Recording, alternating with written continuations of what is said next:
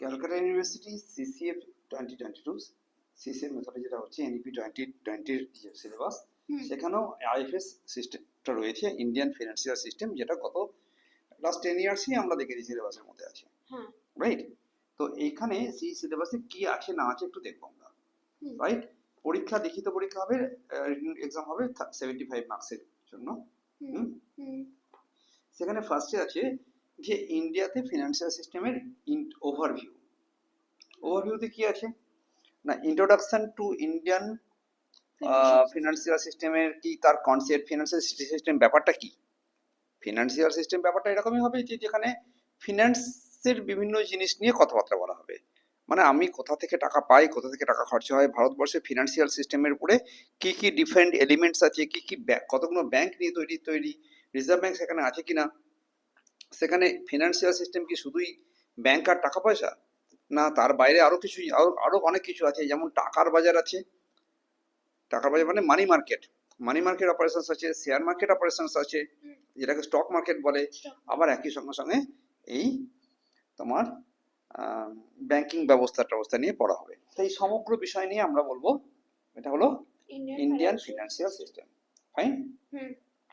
এই যে বলেছে এরা যে কি কি তার কম্পোনেন্ট আছে, কি কি নিয়ে ইন্ডিয়ান ফিনান্সিয়াল সিস্টেম হবে, রাইট? তার মধ্যে কে কে থাকবে? ওয়ান, ফিনান্সিয়াল ইনস্টিটিউশনস, 2 নম্বর ফাইন্যান্সিয়াল মার্কেট, 3 নম্বর ফাইন্যান্সিয়াল ইনস্ট্রুমেন্টস, 4 নম্বর ফিনান্সিয়াল সার্ভিস, তারপর আছে ফাইন্যান্সিয়াল রেগুলেটরস। ব্যাপারটা বলি, ফিনান্সিয়াল ইনস্টিটিউশনস মানে কে কে আছে বলো? যেমন ব্যাংক আছে, যেমন এলআইসি আছে, যেমন এটা সব ফিনান্সিয়াল ইনস্টিটিউশনস। ফিনান্সিয়াল মার্কেট কিরকম না, এদের এই যে সামগ্রিকভাবে বাজার যা ব্যাংকের ব্যবস্থা, সেটা ফিনান্সিয়াল মার্কেট। ফিনান্সিয়াল ইনস্ট্রুমেন্ট কি কি থাকে না, আমার কাছে ফিনান্সিয়াল ইনস্ট্রুমেন্ট মানে টাকা পয়সা, চেক, বিলস, মানি, বিভিন্ন বিভিন্ন ছোট ছোট যে ইয়েগুলো আছে না, এই সমস্ত বলে financial instruments. Bond, your correct, debentures. Financial services কারা কারা দিয়ে থাকে, রাইট? আর এই পুরো বিষয়টাকে যদি বাজারের উপর ছেড়ে দেওয়া হয়, তাহলে একটা অরাজকতা তৈরি হতে পারে, কেউ কাউকে ঠকাচ্ছে, হাবল তাবল হচ্ছে, সেটাকে তখন রেগুলেটর লাগে। এই পুরো বিষয়টাকে নিয়ে, এই পুরো ব্যাপারটা নিয়েই হলো ফিনান্সিয়াল সিস্টেম, এবং এই পুরো বইটাতে শুধু এটুকুই আছে, এর বাইরে কিছু নেই। পাক্কা? দেন আছে financial system, economic development. Financial system না থাকলে কি ইকোনমিক ডেভেলপমেন্ট হতো ভারতবর্ষে ঠিকঠাক করে? নিশ্চয়ই হতো না। অতএব ফিনান্সিয়াল সিস্টেমের কোন গুরুত্ব আছে ইকোনমিক ডেভেলপমেন্টের জন্য, রাইট? এই হলো পড়াশোনা করা। 2 নম্বর চ্যাপ্টার, ইন্ডিয়ান ফিনান্সিয়াল মার্কেট। এর কি ফিচার্স, ফাংশনস আছে, রোল আছে, অর্গানাইজড মার্কেট, আনঅর্গানাইজড মার্কেট আছে। যেমন ধর আমার টাকা দরকার, আমি কি করতে পারি? পাড়ায় হরিবাবু, রামবাবু অমুক টাকা লোন দেয়, তার কাছে গেলাম, কথা বলো, তার কাছে গেলাম, গিয়ে কি করব বল? গিয়ে তার কাছে লোন চাইবো, সে আমাকে 10 টাকায় 100 টাকায় 10 টাকা সুদ নেবে, দিয়ে দেবে। এই ধরনের মার্কেটকে বলা হয় আনঅর্গানাইজড ফিনান্সিয়াল মার্কেট। আর অর্গানাইজড ফিনান্সিয়াল মার্কেট হচ্ছে একটা নির্দিষ্টভাবে ব্যাংক থাকবে, সেখানে যাব, সেখানে আমি টাকা জমা দিয়েছিলাম অনেকে, সেখান থেকে আমাকে লোন দেওয়ার সময় লোন দিল। এই পুরো ব্যবস্থাটাকে বলা হয় organised financial market. Types of financial market কিরকম হয় একটু আগে বলছিলাম, যেটা যে দেখো তোমার কাছে মানি মার্কেট হতে পারে, ক্যাপিটাল মার্কেট হতে পারে, আর তাদের পার্থক্য। তাহলে মানি আর ক্যাপিটাল কি এক? না। মানি হচ্ছে যে কিরকম, মানি মার্কেটে কি বিক্রি হয় বলতো? মানি মার্কেটে মানি বিক্রি হয়। কলা মার্কেটে কি বিক্রি হয়? কলা। তাহলে মানি মার্কেটে ক্যাশ। তা মানি কেনে কে? ব্যাংকগুলো না। ব্যাংকগুলোতে তোর কাছে মনে কর 50 লক্ষ টাকার ব্যাংকের আজকে টাকা তোলার দরকার লেগেছে, মানে কোনো লোক টাকা তোলার জন্য জমা দিয়েছে, মোট 50 লক্ষ টাকার ডিমান্ড। ব্যাংকের হাতে সেই সময় 40 লক্ষ টাকা আছে, কোন একটা ব্যাংক, এক্স ব্যাংকের হাতে। তখন সে ওয়াই ব্যাংকে বলতে পারে তুমি আমাকে 10 লাখ টাকা দাও তাড়াতাড়ি করে, তখন কিনছে অন্য ব্যাংকে। ইয়েস, অথবা সেও যদি না পারে, তাহলে রিজার্ভ ব্যাংকের কাছে গিয়ে বলে যে আমাকে টাকা দাও। দিস ইজ কল্ড, এই যে টাকা পয়সার উপরে কেনা বেচা চলতে লাগলো, মানে সুদের বিনিময়ে টাকা পয়সা নিলাম আর টাকা পয়সা দিলাম, এইটাকে বলে মানি মার্কেট। আর ক্যাপিটাল মার্কেট মানে শেয়ার মার্কেট। আচ্ছা, ক্যাপিটাল মার্কেট মানে আমি তোর টাকা, আমার টাকা, সবার টাকা নিয়ে গিয়ে কোম্পানিতে শেয়ার ক্যাপিটাল তৈরি হলো। সেই শেয়ার ক্যাপিটালটা তৈরি করার জন্য একটা মার্কেট ব্যবস্থা তৈরি করা হলো, যেখানে তোমার শেয়ার তুমি কেনা বেচা হবে। শেয়ার কেনা বেচা করার সুযোগ। আমি আজকে একবার টাকা দিয়ে দিয়েছি একটা কোম্পানিতে, আমার টাকা চিরকালের জন্য ইকুইটি শেয়ারে চলে গেছে। আর আমরা জানি যে ইকুইটি শেয়ারের টাকা ইকুইটি শেয়ারের টাকা কখনো ফেরত হয় না, ফেরত হয় না। তাই না? তাহলে এখন যদি আমি মনে করি যে ভাই টাকা দিয়ে দিলাম কোম্পানিতে, কোনদিন ফেরত পাবো না, আরে হ্যাঁ রে বাবা, তুমি ফেরত পাবে। You can get back your money from the stock market. Stock market. আমার কাছে কোন একটা কোম্পানি শেয়ার ইস্যু করেছে, আমি অ্যাপ্লাই করেছি, I have been allotted 100 shares and that shares are tradable in the market থেকে আমি একদিনকে বেচে দিতে পারি, আবার অন্য কোনো শেয়ার ইচ্ছা হলে কিনে নিতে পারি। এই যে শেয়ারের কেনা বেচাটা চলে তাকে বলা হয় ক্যাপিটাল মার্কেট। সেকেন্ড চ্যাপ্টার বিষয়টা বোঝা গেছে? চ্যাপ্টার নাম্বার 2.1 এ এরা মানি মার্কেট নিয়ে বিস্তারিত আলোচনা করবে, আমি আর বলতে চাইছি না। আর পরের পয়েন্টে ক্যাপিটাল মার্কেট নিয়ে বিস্তারিত আলোচনা করবে, রাইট? তাহলে এই হলো তোমার দুখানা চ্যাপ্টারের উপরে কথাবার্তা। তো চলছে সিলেবাস ডিসকাশন, যেখানে বলা হলো যে মানি মার্কেটের কনসেপ্ট কি, তার কি ফাংশনস আছে, কি তার সুবিধে অসুবিধে, রেগুলেটর কারা আছে তারা বলবে, রাইট? বললো কারা participant of the money market, কারা মানি মার্কেটের অংশীদারি, রাইট? কারা কারা ওখানে অংশ নেয়, কারা কি কি money market instruments call or notice money. Call money বলে একটা মার্কেট, এই যে বললাম একটু আগে, এই যে গল্পটা বললাম, একটা ব্যাংকের সঙ্গে একটা ব্যাংকের, ওকে কল মানি বলে। তেমনি একটা কোনো না কোনো সংস্থা একটা কোম্পানির এগেনস্টে, একটা কোম্পানির এগেনস্টে যখন বিল দেয় তখন ট্রেজারি বিল বলে, টাকা ভাঙানো পাওয়া যায়, ডাইরেক্টলি টাকা পাওয়া যায় সেখানে। কমার্শিয়াল পেপার, সিপি বলে না, এটা করে একটা কোম্পানি যখন একটা কোম্পানিকে কাছে লোন দেওয়ার জন্য কোনো কাগজ দেয় তখন সিপি বলে, কমার্শিয়াল পেপার। ট্রেজারি বিল মানে একটা বিল ব্যবস্থা তৈরি করা হয় যেটাকে ভাঙালে টাকা পাওয়া যায়। এছাড়া নর্মাল কমার্শিয়াল বিল, যেটা আমরা বিল অফ এক্সচেঞ্জ ছোটবেলায় পড়েছিলাম না, সেটা বলা হয় নর্মাল কমার্শিয়াল বিল, মানে রামবাবু শ্যামবাবুর এগেইনস্টে করতে পারে। বাট সিপি কিন্তু normally big company to big কোম্পানিতে হয়। সার্টিফিকেট অফ ডিপোজিট, কোম্পানি ইচ্ছা করলে ব্যাংকের কাছ থেকে লোন নিতে পারে, বাট ব্যাংক কোথায় টাকা পেয়েছে? ব্যাংক জনগণের কাছে ডিপোজিট নিয়েছে, সেখান থেকে টাকা পেয়েছে। প্রশ্ন ছিল তাহলে একবার ও আমার কাছে টাকা দিল, তারপরে কি করলাম, তারপর ব্যাংক টাকাগুলো কালেক্ট করে আবার আরেকজনকে লোন দিল। তাই বিচমে যদি এই মাঝখানে ব্যাংককে বাদ দিয়ে যদি ডাইরেক্টলি আমরা জনগণের কাছ থেকে লোন নিতে, এই ডিপোজিট নিয়ে নিতে পারি, এবং সেটা subject to approval of the RBI, reserve ব্যাংকের পারমিশন নিয়ে, তাহলে তো ভালোই হয়। তাকে বলে সার্টিফিকেট অফ ডিপোজিট। রিপারচেজ এগ্রিমেন্ট, বুঝছো? রিপোজ অ্যান্ড রিভার্স রিপো। রিপারচেজ এগ্রিমেন্ট আমার মনে হচ্ছে এখানটা ওইরকমই হবে, যে রিপো অ্যান্ড রিভার্স রিপো হচ্ছে ওই ব্যাংকে, তোমার কি বলে, রিজার্ভ ব্যাংকের সঙ্গে যখন টাকা বসানো হয়। যখন আমি একটা ব্যাংক, মনে করো আমার নাম হচ্ছে ইন্ডিয়ান ব্যাংক, হ্যাঁ, ইন্ডিয়ান ব্যাংকে টাকা দরকার লেগেছিল, এর তার কাছে না পেয়ে শেষমেশ রিজার্ভ ব্যাংকে বলো টাকা দাও। তো রিজার্ভ ব্যাংক রিজার্ভ ব্যাংক ওই ইন্ডিয়ান ব্যাংকের কাছ থেকে ব্যাংকে টাকা দেবে বটে, কিন্তু তার জন্য রেপো রেট লাগাবে, রেপো রেট, আরইপিও, রেপো রেট। হ্যাঁ, রেপো রেট মানে কি? রেপো, এখানটা কি বলছি আমি জানি না, বাট আমি আন্দাজে বলছি। রেপো রেট মানে হচ্ছে, রেপো রেট মানে আমরা জানি, রেপো রেট হচ্ছে আরবিআই যে রেটে ব্যাংকে ধার দেয় তাকে বলা হয় রেপো রেট। আর রিজার্ভ ব্যাংকে টাকা দরকার লেগেছে, আচ্ছা, প্রচুর চারদিকে প্রচুর একটা হিউজ পেমেন্ট করতে হবে রিজার্ভ ব্যাংকে, ওভারনাইট টাকা দরকার, রিজার্ভ ব্যাংকে টাকা দরকার লেগেছে। তখন সে বিভিন্ন ব্যাংকগুলোর কাছ থেকে টাকা ধার নিতে পারে, সে অধিকারও তাকে দেওয়া আছে। তাকে বলে, সেখানে যে রেটটা হবে সেটা reverse repo rate. Repo rate যদি হয় মনে কর 5%, তো রিভার্স রেপো রেট হবে 4.5%, কম হয়, ফাইন। ইন্ডিয়ান মানি মার্কেটে রিসেন্ট ট্রেন্ড নিয়ে কিছু করতে বলেছে। দেন ক্যাপিটাল মার্কেটের কথা একটু আগে বলেছি, তারা কি কি কাজকর্ম করে। হ্যাঁ, কারা কারা ক্যাপিটাল মার্কেট ইনস্ট্রুমেন্টে পড়ে? একটা হচ্ছে equity share, preference share, debenture, bond and derivatives. আচ্ছা, ডেরিভেটিভসটা কি জিনিস, এগুলো সব বোঝা গেল। কোন একটা আন্ডারলাইং অ্যাসেটকে ভিত্তি করে যখন একটা শেয়ার, একটা বাজারে মনে কর শেয়ার বিক্রি হবে, বাট শেয়ারের ডেরিভেটিভ কোনটা? ফিউচার এন্ড অপশনের, সেখানে ট্রেডিং হয়, মানে শেয়ারটা কিনছি না, তার একটা অনুমিত দামকে নিয়ে কেনাকাটা হচ্ছে, তাকে বলা হয় ডেরিভেটিভ। আর কারা তার ছিল, পার্টিসিপেন্ট ছিল ক্যাপিটাল মার্কেটে। কত রকম ধরনের ইকুইটি মার্কেট আছে, প্রাইমারি মার্কেট, সেকেন্ডারি মার্কেট। কি জিনিস প্রাইমারি মার্কেট? মানে জনগণের কাছে যখন শেয়ার ইস্যু করা হয় তাকে বলে প্রাইমারি মার্কেট। তাহলে কোম্পানি যখন জনগণকে শেয়ার ইস্যু করে তাকে প্রাইমারি মার্কেট বলে। আর জনগণ যখন শেয়ার কেনাকাটা করার পরে সেগুলোকে আবার মার্কেটে বিক্রি করতে যায়, তখন তাকে অন্য কেউ বলে কেনে সেটা সেকেন্ডারি সেকেন্ডারি মার্কেট। মার্কেট, যেটা স্টক এক্সচেঞ্জ বলে, আচ্ছা। এনএসি আর রাইট। হ্যাঁ। এই যে এনএসি তে কেনা বেচা হচ্ছে, আমি কিনলাম, আমি বেচে দিলাম, তারপর আর টাকা পাচ্ছি না, দেখবি অশান্তি হয়ে যাবে কিনা। আমি ফলস, আমার কাছে নেই, আমি বেচে দিয়েছি, নিয়ে পালিয়ে গেছি, তাহলে একটা না একটা ধরনের ফ্রড হওয়ার চান্স আছে। আর হ্যাঁ, অনেক রকম ধরনের ফ্রড হওয়ার চান্স আছে। সেটাকে যে দেখাশোনা করে তার নাম ছিল রেগুলেটর। রেগুলেটর। রেগুলেটর মানে SEBI, SEBI, securities and exchange board of India. পাক্কা? Security and exchange board of India. তো যেটা বলছিলাম, এরা আবার প্রাইমারি মার্কেট নিয়ে বিস্তারিত কথাবার্তা বলছে, কি কি বলছে সেটা দেখা যাক। এরা বলছে মেথড অফ ইস্যু, যে শেয়ারগুলো একটা একটা কোম্পানি, ধর এক্স লিমিটেড কোম্পানি, নতুন ইস্যু। সে পাবলিকের কাছে ইস্যু করবে। আচ্ছা। সেটা পাবলিক ইস্যু বলতে পারে বা অফ আবার আইপিও বলতে পারে। আচ্ছা। আইপিও মানে হচ্ছে ইনিশিয়াল পাবলিক অফারিং। কি বললো?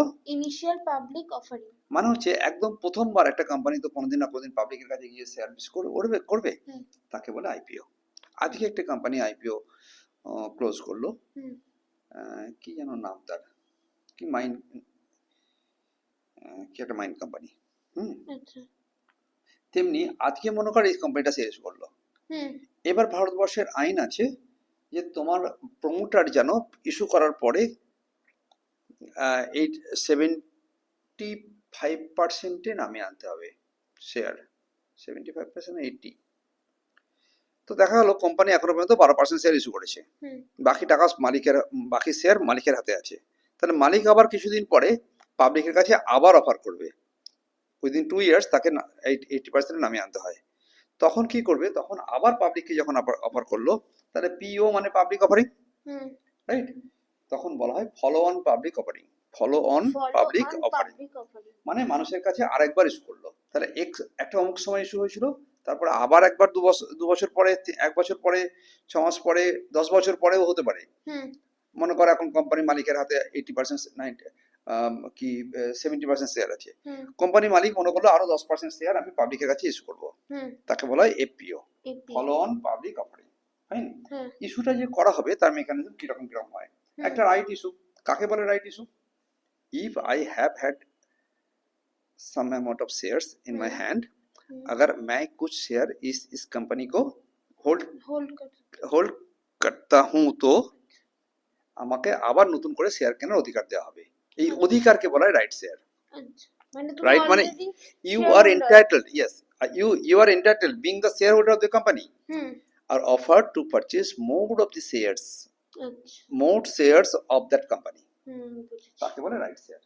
বোনাস ইস্যুটা কিরকম ভাবে, এই যে ইস্যুটা হচ্ছে না, এই ইস্যুগুলো কিরকম ভাবে হতে পারে। তার মধ্যে একটা বোনাস ইস্যু, বোনাস পরিষ্কার কথা জানি আমরা, যদি আমার কাছে রিজার্ভ এন্ড সারপ্লাসের প্রচুর টাকা পড়ে থাকে, ধরা যাক আমার কাছে 1000 কোটি টাকা পড়ে আছে রিজার্ভ এন্ড সারপ্লাসে, আমি মনে করছি আমার শেয়ার ক্যাপিটাল আছে 200 কোটি টাকার, তাহলে এই 200 কোটি টাকার এগেনস্টে আমি মনে করলাম 100 কোটি টাকা আরো ইস্যু করব, তাহলে শেয়ার ক্যাপিটাল বেড়ে গিয়ে হয়ে গেল 300 কোটি টাকা, আর রিজার্ভটা কমে গিয়ে 900 কোটি টাকা হয়ে গেল। এই যে রিজার্ভকে শেয়ার ক্যাপিটালে কনভার্ট করা হলো, যার জন্য মালিক পক্ষকে, শেয়ার হোল্ডারকে কোনো টাকা পয়সা ফ্রিতে দিল, তখন তাকে বলে বোনাস ইস্যু। এটা একটু সাউন্ডটা আপ ডাউন করবে। Next, private placement. Private placement মানে আমি ছোট করে বলছি, বাকি বিস্তারিত বই থেকে পড়বে। প্রাইভেট প্লেসমেন্ট হচ্ছে আমি খুব বড় একটা ইনস্টিটিউশনস, মনে কর আমরা 1000 কোটি টাকার ইস্যু করবো, শেয়ার ইস্যু করবো আমাদের কোম্পানি, তাহলে এলআইসি কে, জিআইসি কে, সিঙ্গাপুর গভর্নমেন্টকে, বা বিভিন্ন বিভিন্ন বড় বড় যে সংস্থাগুলো আছে না, তাদেরকে গিয়ে বললাম যে শোনো না, আমি জনগণের কাছে আর বিক্রি করতে চাইছি না, তোমরা এই তো 1000 কোটি টাকা, তোমাদের যে যতটা ইচ্ছা হয় বলো, আমরা তোমাকে ইস্যু করে দেবো। এবার একে বলে প্রাইভেট প্লেসমেন্ট, একে বলে আমি প্রাইভেটলি ওদেরকে দিয়ে দেবো, তাকে বলে প্রাইভেট প্লেসমেন্ট। এবার এলো offer for sale. Offer for sale মানে হচ্ছে প্রমোটারের হাতে শেয়ার আছে, কি বললাম, প্রমোটারের হাতে শেয়ার আছে, একে বলে ওএফএস, ছোট করে বলে। প্রমোটারের হাতে মেবি শেয়ার আছে এখনো পর্যন্ত 68%। প্রমোটার বা 100% শেয়ার হোল্ড করছি, হুম তুই আর আমি মিলে একটা স্টার্ট আপ প্রজেক্ট চালু করেছি, হুম তাতে আমরা এখনো পর্যন্ত 100% কিছু টাকা তুই দিয়েছিস, কিছু টাকা আমি দিয়েছি, বাকি টাকা লোন নিয়েছি, নিয়ে একটা ব্যবসা চলছে। হুম এখন কোম্পানি খুব বড় হয়ে গেছে, হুম কোম্পানি মার্কেটে ইস্যু করতে শেয়ার ইস্যু করতে চাইছে, হুম যাতে মার্কেটে লিস্টিং হয়। হুম তাহলে এই যে লিস্টিংটা হতে গেলে আমি আমার পোর্শনের সবটা ধরে আছি, তুই তোর পোর্শনের সবটা ধরে আছি, নাও হতে পারে। হুম ভাই আমরা তো তখন আমরা যে টাকাটা ইনভেস্ট করেছিলাম সেখান থেকে কিছু টাকা আমি জনগণকে ইস্যু করে দিলাম, ছেড়ে দিলাম। হুম তাহলে আমাদের পোর্শন থেকে প্রমোটার তার নিজের পোর্শন থেকে যখন মার্কেটকে সেল অফার দেয় তাকে বলে offer for sale. Promoter out of his own portion থেকে যখন শেয়ার ইয়ে হয় তখন তাকে বলে ফাইন। হুম দেন এসো প্রেফারেন্সিয়াল ইস্যু। হুম এই যে বললাম না প্রাইভেট প্লেসমেন্ট হ্যাঁ আর এই প্রেফারেন্সিয়াল ইস্যু কাছাকাছি নাম, একই জিনিস। হ্যাঁ হ্যাঁ যে আমি মনে করেছি যে আমি এই 5টা বা এই 8টা বা এই 10টা প্রেফার মানে ইয়ে আছে, ইনস্টিটিউট আছে ইনস্টিটিউট আছে। যাদেরকে শেয়ার ইস্যু করার ব্যাপারে প্রেফার্ড করব, হুম প্রেফারেন্স দেব, তাকে বলে প্রেফারেন্সিয়াল ইস্যু। এরপরে আছে কিউআইপি, কোয়ালিফাইড ইনস্টিটিউশনাল প্লেসমেন্ট। এই যে প্রাইভেট প্লেসমেন্ট বললাম হ্যাঁ এরই কাছাকাছি। এটা কিরকম একটু বলি। শেয়ার মার্কেটে শেয়ার ইস্যু করা হলো মেবি মনে কর 500 কোটি টাকার, হুম তার মধ্যে QIP, qualified institutional institutional placement, placement. যেদিনকে শেয়ারটা মার্কেটে ইস্যু হবে, হুম যেদিনকে জনগণ সাবস্ক্রাইব করার জন্য টাকা জমা দেবে, হুম তার আগের দিন এই কোয়ালিফাইড ইনস্টিটিউশনকে বলা হবে যে তোমরা যদি মনে চাও তাহলে আমার কোম্পানি শেয়ার কেনো, তোমরা আবেদন করো। তো হুম ওদেরকে মেবি 150 কোটি টাকা দেওয়া হলো, তাহলে আমরা ইস্যু করছিলাম কত, 500 কোটি টাকা, 500 কোটি। ওরা 150 কোটি টাকা কিনে ফেললো। হুম তাহলে এবার জনগণ পাবে 350 কোটি টাকা। 350 এই যে আমি 150 কোটি টাকা ওকে দিলাম, একে বলা হলো qualified institutional institutional placement. Placement. Fine. এবার আমার কাছে যখন আমাকে দাম ঠিক করা হবে, দাম কি করে ঠিক করা হবে, একটা শেয়ারের দাম মার্কেটে কি করে ঠিক করা হয়, একটা পদ্ধতির নাম বলা হয় বুক বিল্ডিং প্রসেস। কি বললাম, বুক বিল্ডিং প্রসেস। বুক বিল্ডিং প্রসেস মানে এটা কিরকম, মনে কর অফার করা হলো একটা শেয়ার 112 টাকা থেকে 116 টাকার মধ্যে, হুম 112 টাকার থেকে 116 টাকা। একটু কিছু না লিখে না কিরকম হচ্ছে না, হুম পেন্সিল থাকলে হতো, ছেড়ে দাও। কত টাকা বললাম, 100 টাকা থেকে 100। তো মনে কর বুক বিল্ডিং প্রসেস কিরকম, মনে কর 112 টাকা থেকে 116 টাকাতে ইস্যু হয়েছে। ইস্যু। এখানে একটা রেঞ্জ দেওয়া হয়, বুক হুম বিল্ডিং একটা রেঞ্জ রেঞ্জ দেওয়া হয়। দেওয়া হয়। তার আমার কাছে 100 কোটি শেয়ার ছিল, হুম ইস্যু করব, 112 টাকা হতে পারে, 113 টাকা হতে পারে। মানুষগুলো কি করবে, এখানে বিডিং করবে। কি করবে, বিডিং করবে। বিডিং করে যার মানে সে যত বেশি। নিলাম করবে, ও দর আচ্ছা দর বলবে আচ্ছা। যে আমি 113 টাকা দামে এত শেয়ার কিনতে হুম চাই, হুম আমি 112 টাকা দামে কিনতে চাই, আমি 116 টাকা দামে কিনতে চাই। হুম সেইগুলোর মধ্যে দেখা যাবে যে ওদের মধ্যে একটা এই বুক বিল্ডিং প্রসেসের অঙ্ক হয় হুম উঁচু ক্লাসে এমকমে, আচ্ছা আমি করিয়েছি। আচ্ছা সেখানে দেখা যাবে যে 116 টাকা দরে যে টাকাটা হচ্ছে, যে ওয়েটেড অ্যাভারেজ দাম পাওয়া যাবে না, হুম সেটা কোন দিকে পৌঁছচ্ছে, হুম যেখানে পৌঁছবে সেইখানে বুক বিল্ডিং করবে। বুক বিল্ডিং মানে হচ্ছে ওই দামে তার অ্যাকাউন্টিং হবে, তার কোম্পানির কোম্পানির ক্যাপিটাল ফরমেশন হবে ওই দামে। হুম বুঝে গেছে, একেবারে বুক বিল্ডিং প্রসেস। হুম এছাড়া কাটা প্রাইস হতে পারে। হুম, কাটা প্রাইস মানে হচ্ছে বলে দিল ভাই 120 টাকা করে একটা শেয়ারের দাম নাও। হুম হুম, এবং ওটাই তোমায় নিতে ইন হবে। মোস্ট কেসেস মানুষগুলো কি কিন্তু এখানে এইটাকেই কাটা প্রাইস বলে। 116 টাকা বলি এটা, হ্যাঁ সুবিধা হয়তো বুঝতে গেলে। হুম এটাকে বলা হয় কাটা প্রাইস। আচ্ছা যেটা হায়ার হায়ার প্রাইস তাকে বলে কাটা প্রাইস। প্রাইস, নর্মালি সেটাকে কাটা বলে ঠিক করে নেওয়া হয়। হুম হুম হুম, এসব পরের কথা হচ্ছিল সেকেন্ডারি মার্কেট। সেটা অলরেডি আমি বলে দিয়েছি কাকে বলে সেকেন্ডারি মার্কেট। স্টক এক্সচেঞ্জ কাকে বলে, স্টক এক্সচেঞ্জ ইন্ডিসেস থাকে, ইন্ডিসেস মানে হচ্ছে স্টক এক্সচেঞ্জে দাম বাড়ছে না কমছে তার জন্য একটা সূচক, চার্ট একটা থাকে। সূচক থাকে। হুম 30খানা কোম্পানিকে নিয়ে যেটা যে সূচক বানানো হচ্ছে তাকে বলা হয় সেন্সেক্স। হুম বিগ কোম্পানিকে নিয়ে 50টা কোম্পানিকে নিয়ে যখন সূচক বানানো হয়েছে যেটা এনএসসি তে ট্রেডিং হয় নিফটি। তাকে বলে নিফটি। এরকম আরো অনেক কিছু আছে। মার্কেট ইন্টারমিডিয়ারিজ যারা আছে, হুম মানে মধ্যস্থকারী বাজারে কেনাবেচা করতে গিয়ে, তার মধ্যে স্টক ব্রোকার একটা কিছু আছে, সাব ব্রোকার আছে। স্টক এক্সচেঞ্জের রোল, স্টক এক্সচেঞ্জ ভারতবর্ষে কি কাজ করে, ডিমেটেরিয়ালাইজেশন কি জিনিস হুম এটা বলে দিই একটুখানি। হুম মনে কর তোর কাছে রিলায়েন্স কোম্পানির একটা শেয়ার আছে, সেখানে এত বড় একখানা শেয়ার সার্টিফিকেট লেখা আছে। হুম হুম, হুম সেখানে Reliance Industries Limited 100 shares ₹10 each করে লেখা থাকে এরকম করে, হুম এবং কার নামে দেওয়া হচ্ছে তার নামটাও একটা জায়গাতে লেখা থাকে হুম সার্টিফিকেটে। হুম রাইট? এই সার্টিফিকেটটা এক্স কিনেছিল, তারপর একদিন না একদিন সেটা ওয়াই কে বিক্রি করবে, হুম, আবার একদিন না একদিন ওয়াই জেড কে বিক্রি করে দেবে। হুম, তখন ওই ওই সার্টিফিকেটের পেছনের পাতায়, আমি আগে সব ছিল আমার কাছে, পিছনের পাতায় আবার এরকম দাগ কাটা আছে, কে কিনেছিল কাকে দিল, কে দেখেছি। কিনেছিল কাকে দিল, কে কিনেছিল কাকে দিল, এরকম দেওয়া থাকে। তাহলে সেই কাগজটা দিনকে দিন মানুষের হাতে ঘুরতে ঘুরতে খুব খারাপ হয়ে গেল। হুম, হুম, এখন সেটা এখনকার 10 টাকা নোটের মতো। হ্যাঁ, এইটাকে এইটাকে ডিমেটেরিয়ালাইজ করে নেওয়া হলো, মানে এটা আর মেটেরিয়াল ফরম্যাটে থাকবে না, হ্যাঁ, এটা এটা অফিসিয়ালি এটা পেপার ইয়েতে এটার নন পেপার ফরম্যাটে পৌঁছে হুম, যাবে।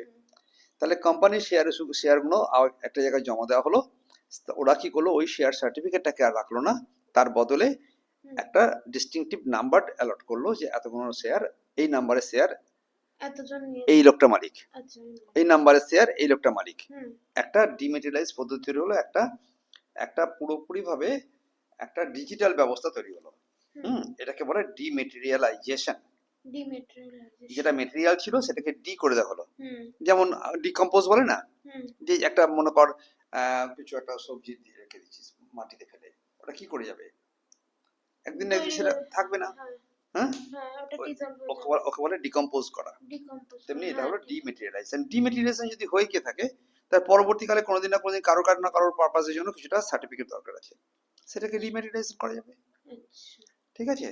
হ্যাঁ, হ্যাঁ এছাড়া আর আছে ডিপোজিটরিজ। ডিপোজিটরিজ মানে হচ্ছে যারা এই যে ডিমেটেরিয়ালাইজ ফরম্যাটে, তো একটা ডিজিটাল ফরম্যাটের নাম হলো হুম, 50, এই যে এত টু এত হচ্ছে 100টা শেয়ার, অমুকটা অমুক, হুম, কার কাছে কার নামে যাচ্ছে, কার নাম থেকে বেরিয়ে আবার কার নামে যাচ্ছে, হুম, তো এটা কেউ না কেউ করবে কিনা, হ্যাঁ করবো একজন না একজনকে দরকার লাগবে, তো দেখাশোনা করবো যে এটা নোট এই করবো কাজটা করবে। হ্যাঁ, হ্যাঁ তার জন্য একটা প্ল্যাটফর্ম চাইতো, হ্যাঁ তার জন্য একটা ডিজিটাল ব্যবস্থা চাইতো, হুম তার জন্য কম্পিউটারাইজড সিস্টেম চাই। হুম সেই যে সিস্টেমটা যারা করে তাদেরকে বলে ডিপোজিটরিজ, তাকে বলে ডিপোজিট অরিজিন ডিপোজিটরিজ।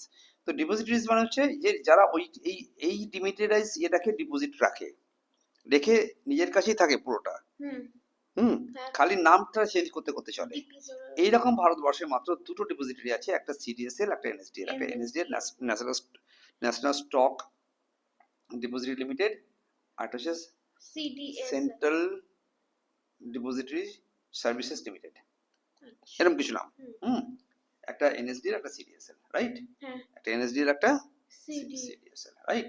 হ্যাঁ এছাড়া আমার কাছে আর কি কি আছে, লং টার্ম ডেট মার্কেট, হুম দীর্ঘকালীন সময়ের জন্য আমি যদি কোনো জায়গা থেকে লোন নিতে চাই, তার কি ব্যবস্থা আছে, কি কি ধরনের সেরকম কিছু আছে, সেই ডেট মার্কেট অবস্থা কিরকম আছে। হুম একটু আগে বলেছিলাম ডেরিভেটিভ মার্কেট বলে একটা জিনিস পাওয়া যায়। ডেরিভেটিভ মার্কেট আমি বলেছিলাম ফিউচার এন্ড অপশন, এই ফিউচার দেখ, হ্যাঁ ফিউচার এন্ড অপশন এফএনও বলে, হ্যাঁ রাইট? হ্যাঁ আর Indian capital market recent trades আমাকে পড়া। এর পরের পড়াগুলো একদমই পুরনো পড়া। কিরকম পড়া শোন, ভারতবর্ষের ব্যাংকিং ব্যবস্থা আর অন্য কি কি ইনস্টিটিউশন আছে, কত রকম ব্যাংক আছে, আর কত রকম অন্যান্য ফিনান্সিয়াল ইনস্টিটিউশন আছে। ফাইন, হুম ব্যাংক ব্যবস্থা ভারতবর্ষে কবে কখন তৈরি করা হলো, ফিনান্সিয়াল সেক্টর রিফর্মস কখন কি করে করা, নরসিংহাম কমিটি বলে একটা কমিটি তৈরি করা হয়েছিল, তারা বলল যে এই ব্যাংকিং ব্যবস্থার একটা বড় পরিবর্তন আনতে হবে ভারতবর্ষে। অনেক বছর আগে 1980s এর কথা বলছি, হুম কি 74 75, যেখানে ব্যাংকগুলোকে সরকার ন্যাশনালাইজ করে নিল ইন্দিরা গান্ধীর যুগে। আচ্ছা সামথিং কিছু নার্সিংহোম কমিটির রিপোর্ট পড়তে হয়, এটা ভীষণ ইম্পর্টেন্ট আছে। হ্যাঁ, আচ্ছা এবার কত রকম ব্যাংক আছে, কমার্শিয়াল ব্যাংক মানে আমাদের ব্যাংকের বাজারে যে ব্যাংক আছে, হ্যাঁ হুম, ইন্ডিয়ান ব্যাংক রামসাম যদুমতি ব্যাংকগুলো, আচ্ছা তাকে বলে কমার্শিয়াল ব্যাংক। তার কি কাজ, ক্রেডিট ক্রিয়েশন ভীষণ ইম্পর্টেন্ট। ক্রেডিট ক্রিয়েশন ব্যাপারটা কিরকম একটু ছোট করে বলি। হুম মনে কর তুই 100 টাকা জমা দিয়েছিস, হুম 100 টাকার মধ্যে ব্যাংক 10 টাকা রেখে দিল, হ্যাঁ যে পরবর্তীকালে এরকম 100 টাকা করে তুই না, এরকম প্রচুর লোক তো জমা দিয়েছে, হুম সেখান থেকে 10% টাকা রেখে দিল, হুম দিয়ে 90 টাকা আমাকে লোন দিয়ে দিল। আচ্ছা আমাকে যখন লোন দিল, আমাকে কিন্তু হাতে দিল না, সে একটা অ্যাকাউন্ট খুলে আমাকে 90 টাকা দিয়েছে, হুম এখান থেকে সে 10% রেখে দিল, দিয়ে আরেকজনকে 81 রুপিস লোন দিল, এই টাকাটাও একটা অ্যাকাউন্টে আছে। সে মানুষ কি স্বাভাবিকভাবে যে টাকা পায় সঙ্গে সঙ্গে সবটা তুলে নেয়? না ওই জন্য মনে করা যাক 10% টাকা কেটে রাখলো, আচ্ছা মনে করা যাক 15% টাকাটা কেটে রাখলো। তাহলে এরকম ভাবে টাকা দিয়ে দিয়ে অনেকজনকে টাকা দিচ্ছে। হুম এর ফলে 100 টাকার ডিপোজিট থেকে মেবি 1000 টাকার, মেবি 800 টাকার, ডিপেন্ড করছে কতগুলো ব্যাংক ওখানে পার্টিসিপেট করছে। একটা ব্যাংক হলে হবে না, হুম, আর অন্যান্য ব্যাংক থাকতে হবে। হুম, একটা ব্যাংক লক্ষ্মী, একটা নাম সরস্বতী ব্যাংক, একটা নাম কার্তিক ব্যাংক, একটা নাম কি গণেশ ব্যাংক, ওষুধ। রাইট? ওসুর। তো দিস আর দ্য ব্যাংকস। অনেকগুলো ব্যাংক থাকলে তখন এই যে পদ্ধতিটা তৈরি করা হলো তাকে বলো ক্রেডিট ক্রিয়েশন। হুম, পাক্কা? আমি ছোট করে বলছি কিন্তু সবটাই। হ্যাঁ হ্যাঁ। সেন্ট্রাল ব্যাংক বা রিজার্ভ ব্যাংক, তার কি যেটা কাজ? আমাদের main bank। তার কি কাজ? সে কি করে? ক্রেডিট কন্ট্রোল করে হুম, এবং মানিটারি পলিসি বলে একটা পলিসি ছাড়ে। হুম, মানে আমার ব্যাংকগুলো কি রেটে লোন নেবে, লোন দেবে, rate, repo rate, reverse repo rate, যেটা একটু আগে বলছিলাম, এই সমস্তগুলো ব্যবস্থাগুলো কে করে? রিজার্ভ ব্যাংক করে। Reserve Bank। রিজার্ভ ব্যাংক আরো অনেক কিছু কাজ করে, ক্রেডিট কন্ট্রোল করে। হুম, যদি প্রচুর লোকের হাতে আমরা লোন দিই, তাহলে মানুষের হাতে টাকার পরিমাণ বেড়ে যাবে। হুম, টাকার পরিমাণ বেড়ে গেলে কি হবে? মানুষ ওই টাকা নিয়ে যখন দ্রব্য কিনতে যাবে তখন ইনফ্লেশন বেড়ে যাবে। হুম, ওই জন্য ইনফ্লেশন বাড়ে যখন, তখন রিজার্ভ ব্যাংক কি করে? রিজার্ভ ব্যাংক ওখানে হ্যাঁ, লোন কমিয়ে দেয়। হ্যাঁ, লোন কমিয়ে দেয়। লোন কমানোর হাতিয়ারটা কি? যদি ইন্টারেস্ট বাড়ে, যদি ইন্টারেস্ট বাড়লে ইন্টারেস্ট তাহলে বাড়িয়ে loan দেয় তাহলে কমে লোন যাবে। লোন কমানো হয়। হ্যাঁ, দিস আর দ্য, আরো অনেক কিছু আছে। হুম, এই যে আমার টাকাতে রিজার্ভ ব্যাংকের নাম লেখা আছে না, হুম, টাকাটা কে ছাপায়? Reserve Bank। রিজার্ভ ব্যাংকের তত্ত্বাবধানে ছাপানো হয়। হুম, রিজার্ভ ব্যাংক আমাদের ফরেন এক্সচেঞ্জ ইয়ে করে, কন্ট্রোল করে। রিজার্ভ ব্যাংক অনেক গোল্ড কিনে রাখে। হুম, রিজার্ভ ব্যাংকের এক গাদা কাজ আছে। Reserve bank is the banker of other banks. Hmm, মানে অন্য সব ব্যাংকের ব্যাংকার হিসেবে কাজ করে। যেমন ধর আমার টাকা ব্যাংকে জমা রাখে, তাহলে আমার ব্যাংকার হলো ইন্ডিয়ান ব্যাংক। Indian। তাহলে ইন্ডিয়ান ব্যাংকের ব্যাংকার কে? Reserve reserve Bank। ব্যাংক। তো fine, this are the functions Main of, banker। This is the functions of reserve bank. পাক্কা? হ্যাঁ, ইন্ডিয়াতে যেটা রিজার্ভ ব্যাংক বলে, সেটাকে federal bank. Federal। Federal. Federal। এই যে ব্যাংক কি হল, ব্যাংকিং পুরো ব্যবস্থা শেষ হবে। ব্যাংক ছাড়া আরো রয়েছে ওদের ওদের ফিনান্সিয়াল ইনস্টিটিউশনস। এরকম কয়েকটা ফিনান্সিয়াল ইনস্টিটিউশন আমাদের সিলেবাসে পড়তে বলছে, জাস্ট পড়লেই হবে, রাইট? যেমন আইডিবিআই, আচ্ছা, IDBI। যেমন নাবার্ড, যেমন এক্সিম ব্যাংক, যেমন SIDBI, hmm, hmm, hmm, small and small industries development bank of India, hmm, right? National and agricultural bank of India, agricultural and rural development, national something কিছু NABARD আছে। হুম, এগুলো সব জানতে হবে, ওখান থেকে বই থেকে পড়ে নেবো। হ্যাঁ, জানতে হবে। এছাড়া আরো কি আছে? এলআইসি, টেলআইসি, জিআইসি, এসব আছে। হ্যাঁ, GC। GIC, GIC। জিআইসি মানে যারা বাড়ি টাড়িগুলো, ফায়ার ইন্স্যুরেন্স পলিসি, হুম, এসব পলিসি হয় না, ইন্স্যুরেন্স করে না, তাদের বলে GIC, general insurance corporation of India, right?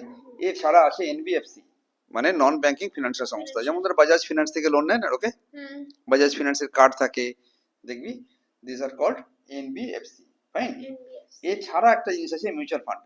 তোর Mutual fund। তোর কাছ থেকে টাকা নেবে, এর কাছ থেকে টাকা নেবে, এর কাছ থেকে টাকা নেবে, নিয়ে একটা ফান্ড তৈরি হবে। হুম, সেই ফান্ড দিয়ে ওরা শেয়ার কিনবে বা বন্ড কিনবে, ডিবেঞ্চার কিনবে।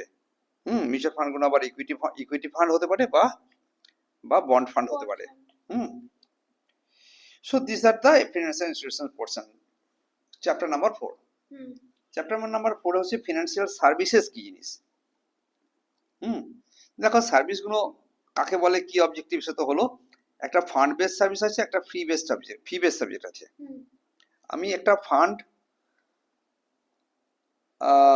নিয়ে পরিচালনা করি, হুম, সেটার একটা সার্ভিস দেওয়া হয়। হুম, আরেকটা হচ্ছে আমি কোনো একটা কাজ করে দেবো, ব্যাংক আমাকে আমার একটা কোনো কাজ করে দেবে, সে ফি নেবে। ধর তুই একটা ডিমান্ড ড্রাফট বানাবি, ধর তুই একটা 10,000 টাকার ডিমান্ড ড্রাফট বানাবি, হুম, তো 10,000 টাকা ডিমান্ড ড্রাফটের জন্য তোর কাছে ওরা মেবি 100 টাকা কাটবে, হুম, একেবারে ফি বেস সার্ভিস। হুম, এছাড়া আরো কিছু ব্যবস্থা আছে, যেমন ধর মার্চেন্ট ব্যাংকিং। হুম, মার্চেন্ট ব্যাংকিং মানে হচ্ছে একটা ব্যাংক, একটা কোম্পানি যখন মার্কেটে শেয়ার ইস্যু করে, হুম, তখন সেই শেয়ার ইস্যু সংক্রান্ত বিষয় দেখাশোনা করা, অ্যাডভাইস দেওয়া, কোন দামে তুমি শেয়ারটা ইস্যু করা ঠিক হবে মার্কেটে, সেই সমস্ত কাজকর্ম করার জন্য। এক কথায় কোম্পানি যখন শেয়ার ইস্যু করে, জনগণের কাছে বা অন্য কোনো ইনস্টিটিউশনের কাছে বিক্রি করার যে দায়িত্বটা নিয়ে থাকে, এই যে করলাম কোয়ালিফাইড প্লেসমেন্ট দেবো, হুম, কিউআইপি, হ্যাঁ, তা কে দেবে এটা, কাজটা কে করবে? কোম্পানি শেয়ার ইস্যু করছে, সেই কি লোকের বাড়ি বাড়ি ঘুরে বেড়াবে? না, সেই কাজটা করার জন্য একটা আচ্ছা। সংস্থা আছে, তাকে বলে মার্চেন্ট ব্যাংকিং। তো তার কি সুবিধা অসুবিধা সব পড়বো। না, ওটা বলতে গেলে ওর হয়ে দেন কাজ এসো, করে। হ্যাঁ, দেন এসো ক্রেডিট রেটিং। হুম, ওর হয়ে কাজ করে, হুম, মার্কেট ইন্টারমিডিয়ারিজ বলে। হুম, ক্রেডিট রেটিং, ক্রেডিট রেটিং মানে হচ্ছে যে তুমি একটা ঋণ, তোমার ঋণ শোধ করার বিশ্বাসযোগ্যতা কত, আচ্ছা ক্রেডিট পয়েন্ট কি সেম? ওই রকম টাইপের। আচ্ছা মানে হচ্ছে ক্রেডিট রেটিং মানে কি বললাম, মানে তোমার বিশ্বাসযোগ্য। ধর অনুরাধা আর ক্রেডিট রেটিং করতে চাইছি, হুম, তো দেখবো যে তুই তোর কাছে 10 কোটি টাকার অ্যাসেট আছে, হুম, তোর কাছে এখনো পর্যন্ত মেবি 10 কোটি টাকা লাইব্রেরি বানিয়ে ফেলেছিস, হুম, এখন তুই চাইছিস আরো 5 কোটি টাকা লোন তুলতে, হুম, তখন ওই লোন সংস্থাটা একটা প্রাইভেট সংস্থাকে বলবে, হুম, ইন্ডিপেন্ডেন্ট এজেন্সি, তাদের মধ্যে ইন্ডিয়াতে ইকরা আছে, ক্রিসিল আছে, মুডিস আছে, আরো এরকম আছে, হুম, হ্যাঁ, স্ট্যান্ডার্ড অ্যান্ড পুওর আছে, S&P, হুম, এটা ইন্টারন্যাশনাল, মুডিস অ্যান্ড ইন্টারন্যাশনাল, এগুলো সব ইন্টারন্যাশনাল। আচ্ছা, ইন্ডিয়াতে ক্রিসিল আছে, ইকরা আছে।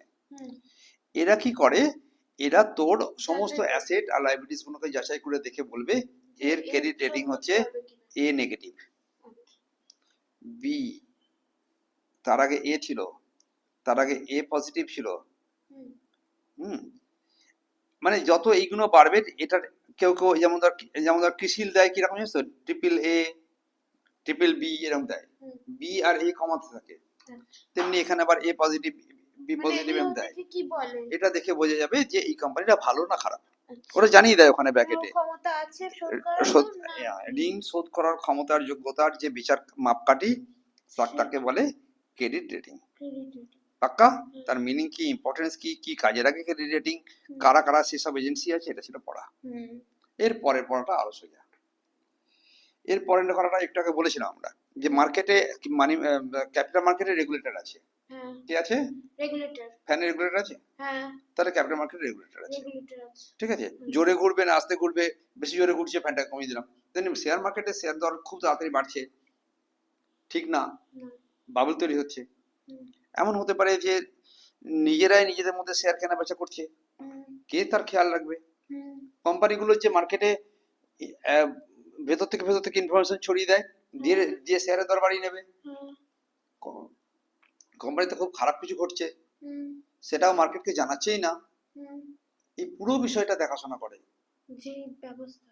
যে ব্যবস্থা, যে সংস্থা আছে একটা, আচ্ছা, এই সংস্থার নাম হচ্ছে SEBI, SEBI. Securities and exchange board of India. আচ্ছা, সেখানে গিয়ে তুমি একটা একটা গ্রিভেন্স জমা দাও, হুম, বলো যে এই কোম্পানি আমাকে ডিভিডেন্ড দেয়নি, হুম, দেওয়ার কথা ছিল, আচ্ছা, এখানে আমার শেয়ার ছিল 500টা, হুম, হঠাৎ করে এই কোম্পানিটা আমার শেয়ার কমিয়ে দিয়েছে, হুম, সামথিং কিছু না কিছু ইয়ে হলে এই কোম্পানি এই তথ্য মার্কেটকে জানায়নি কেন, এটা তো জানানো উচিত ছিল, হুম। তার রেগুলেশন অ্যাক্ট আছে। দারুণ আচ্ছা, বড় মানে কাজ হচ্ছে স্টক মার্কেটে তো মানুষ যাতে না ঠকে, আচ্ছা, তার জন্যই যেমন ধর আমি বলছি কনজিউমার প্রোটেকশন অ্যাক্টে কনজিউমার যেন না ঠকে তার ব্যবস্থা হয়, হুম, তেমনি এখানে করা হয় কি, মানুষ যেন না ঠকে তার জন্য ইনভেস্টরদেরকে প্রোটেকশন দেওয়ার চেষ্টা করা হয়। হুম, একটা শেয়ার দাম হু হু করে বাড়ছে, হুম, ও বললো যে এখন থেকে এটাকে আমি ASM লিস্টের মধ্যে ফেললাম। ASM মানে হচ্ছে অ্যাডিশনাল সার্ভিলেন্স মেকানিজম, হুম, মানে হচ্ছে আমি 5% শেয়ারের দর যেন আজকে কোনো হয় 5% বেশি বাড়তে দেবে না, লক হয়ে যাবে, আচ্ছা, আটকে দেবে, বুঝেছি। কারণ খুব ভোলাটাইল করছে, প্রচুর মানুষ ওখানে ফাটকাবাজি করছে। হুম, তো এই ফাটকাবাজি ব্যবস্থা কমানো, মানুষ যেন ঠিকঠাক করে টাকা পয়সা, বেচেছি টাকা দিচ্ছে না আমাকে, হ্যাঁ, এ আবার কি কথা, তোর শেয়ার কে কিনেছি তুই তাকে চিনিসই না, হুম, টাকা না দিলে তুই মুশকিল পড়ে যাবি, হ্যাঁ, কে ওই ব্যবস্থাটাকে শক্ত করে, হ্যাঁ, সেটা হচ্ছে সেবি। সেটাই খুব বড় কাজ এবং পরীক্ষাতে শিওর আসবেই কোশ্চেন এখান থেকে একটা। হুম, সেবির কাজ। সেবির কাজকর্ম, সেবির কি কি সব ব্যবস্থা আছে, সেবি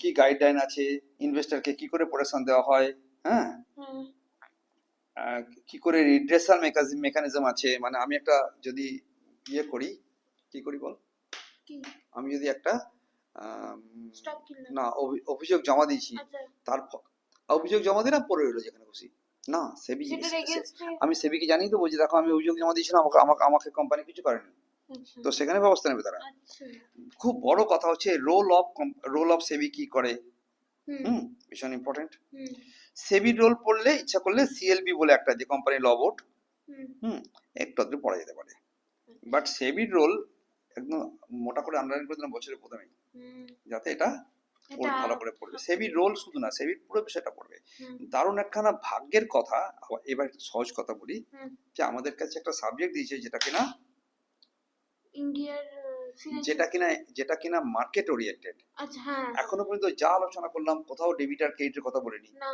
কোথাও না কোথাও সব real life। কোথাও না কোথাও এক্স আর এ আর বি একটি পার্টনার সি না। তার অ্যাডমিশন হলো, আরে ওই অ্যাডমিশন হলো তো কোম্পানি একটা পার্টনারশিপে অ্যাডমিশন হলো তো অ্যাকাউন্টিং করে কি লাভ শিখেছি।